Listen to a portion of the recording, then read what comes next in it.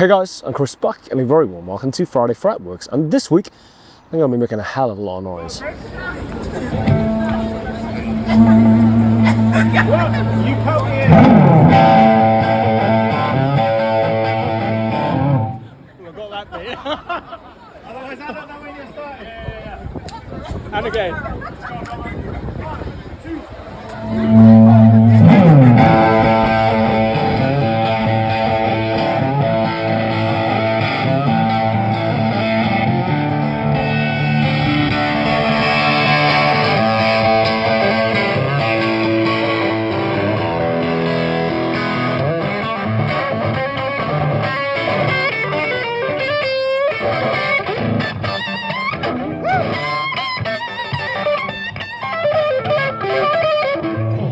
So in case you couldn't tell, that was filmed at the top of Denmark Street in central London. If you're not aware of Denmark Street, you can pretty much think of it as the UK's equivalent or closest approximation of Tin Pan Alley. Over the years, it's seen an incredible array of bands, musicians, artists, labels, all either having taken up residence there, having lived or worked there, recorded there, written there.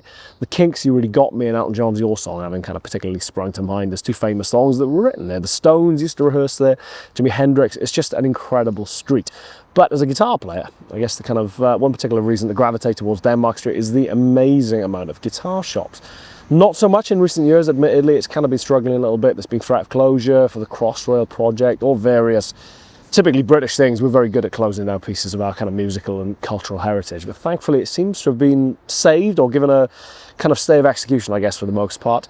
But it seems to be thriving a little bit more than it was in recent years. And I guess one shop that really typifies that is 6060 at the very top of Denmark Street. Jan, the owner of the shop, is an awesome guy who was kind enough to invite me up, plug into a couple of Marshall stacks outside the shop as well, no less, and just make a little bit of noise. And this is what happened.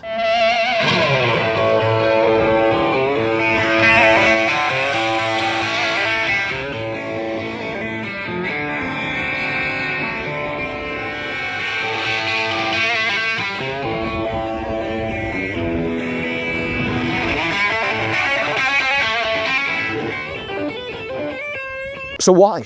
Well, good question, and not that anyone ever really needs an excuse to set up a Marshall stack outside the shop in central London and make an ungodly amount of noise. But if you did need a somewhat legitimate excuse, it could probably be that we're currently promoting our record. You may have seen my YouTube video last week, but we're currently on an in-store tour around the UK. It's the week of its release. We've been playing small and independent record shops. We've been playing some bigger ones as well, like HMV. We've been playing some small venues as well when the record shops themselves are too small. Been generally having a blast. I'm actually in Bury, or Berry. They don't seem to have reached a consensus yet on how to say it.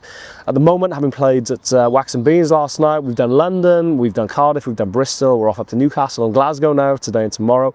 It's been an absolute blast, and I guess all of this falls within the remit of actually promoting the record. And unbelievably, genuinely unbelievably, we've actually found ourselves at number 34 in the midweek charts. What that means is that all sales taken into consideration, whether that's digital, physical, whatever, all of those taken into consideration, we're actually battling with the big boys now. It's Bruce Springsteen's, it's Sam Fender, it's Olivia Rodrigo, whoever, massive pop rock artists.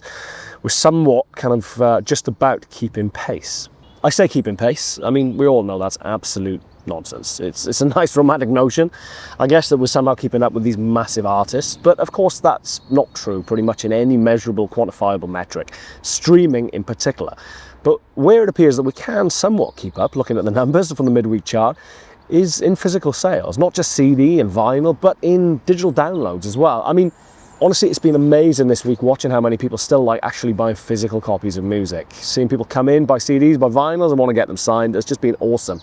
I guess as a millennial, kind of very much grew up with this idea of, well, you bought music, you bought a physical copy of music to some extent. It's been awesome to see that that's still actually thriving, especially in vinyl's case. There's been a massive resurgence in vinyl sales. So thank you to everyone who's bought a copy. But as I said, even if we can't compete on streaming, where we can apparently compete is in physical sales of records. So if you did want to support us in that way, I'm not here to beg, I'm not going to plead and get down on my knees, but honestly, the support that we've seen, not just for myself, but the band, but for this record in particular, has been absolutely mind-blowing. And if you did want to help out in any meaningful way, I guess, obviously streaming does help, but as I said, we can't compete with the Bruce Springsteens of this world. If you did want to help us out, go and buy a copy. It's $4.99 on iTunes, or you can go and buy a CD for a little bit more, or a vinyl. We've got all kind of crazy colours of vinyl left as well. So it's just absolutely mind-blowing. And the idea that we could somehow miraculously being with a shout of a top 40 record on our second album with, you know, still very much a kind of DIY ethos behind the band is just incredible. And it's down to you guys, absolutely. I'm going to sign off now, in case you could tell by my voice and I guess my face in general. I'm absolutely knackered. It's been an amazing week. It's not quite over yet, but it's been absolutely exhausting at the same time. A lot of driving, a lot of traveling, a lot of playing shows. As much as I guess I kind of somewhat naively went into this tour thinking that playing 45 minutes a night was probably going to be easy, I guess, relative to a normal tour, it's actually proved to be, I guess, arguably a little bit more knackering, to be honest. It's the same setup involved, it's the same sound check, it's the same gig in essence. You're still kind of hyping yourself up for this show and getting out there and giving a good performance, albeit for a truncated set. But then getting out there and chatting to you guys, having fans signing things, it's awesome, but it is kind of knackering. But I guess it's, you know, it's a very first world problem, so I'm not going to complain too much. As I said, we've got 2 left now. We're in Newcastle tonight, we're in Glasgow tomorrow.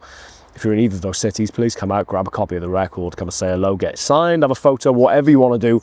I'm there, I'm open to as many questions as you want to ask me. I'm just incredibly grateful that you seem to have got us this far, and the only way I can kind of really give back to you that in that respect is just be as open and as available as possible. And honestly, it is an absolute blast.